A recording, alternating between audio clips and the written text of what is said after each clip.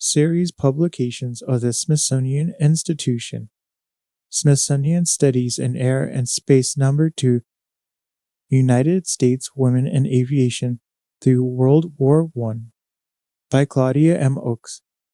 Aerial photography from Photations. Visit Photations.com and www.photationstore.com for more fine art photography. Help support this series by visiting Photationsdonations.com. Marjorie Stinson. Catherine's younger sister, Marjorie, encouraged by her sister's success, decided to learn to fly herself.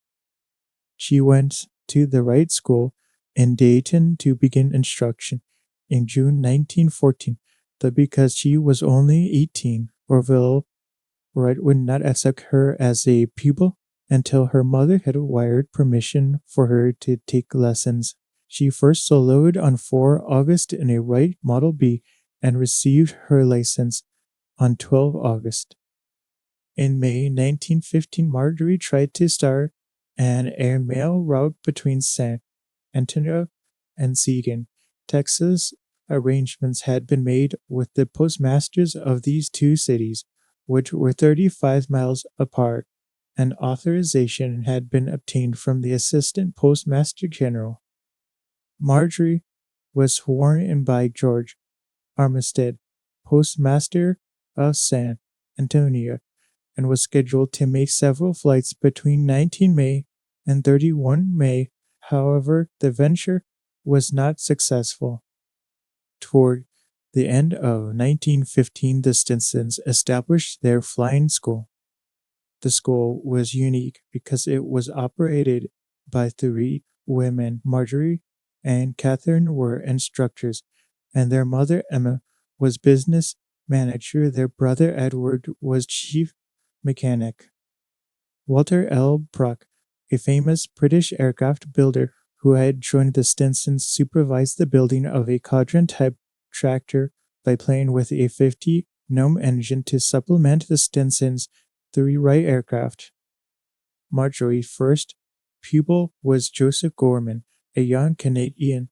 He had never made an airplane flight before, but he graduated in 2 weeks and immediately left for England, where he became a flight lieutenant in the Royal Flying Corps. Also in 1915, Marjorie was inducted into the U.S. Aviation Reserve Corps. Not only was she the only woman in the Corps, but she was the youngest licensed pilot in the United States. Marjorie and Edward took time out from the school to join Catherine in Chicago in July 1916, making several exhibition flights. Marjorie and Catherine were the guests of honor at the Chicago Advertising Association's Aviation Day banquet. That fall, Marjorie returned to San Antonio to devote herself full-time to the flying school. As World War I escalated, the Royal Canadian Flying Corps began sending their cadets to Marjorie for training. She quickly won the respect of her pupils, and there was never any question as to who was in charge in the air. Marjorie became known as the Flying Marm and her students as the Texas Squirrel. Marjorie also made exhibition flights and carried passengers to entertain troops stationed at Sam Houston. At the end of 1918, the school closed, and Marjorie became a draftsman with the Aeronautical Division of the U.S. Navy in Washington, D.C. She also did some exhibition flying for the Liberty Loan Drive.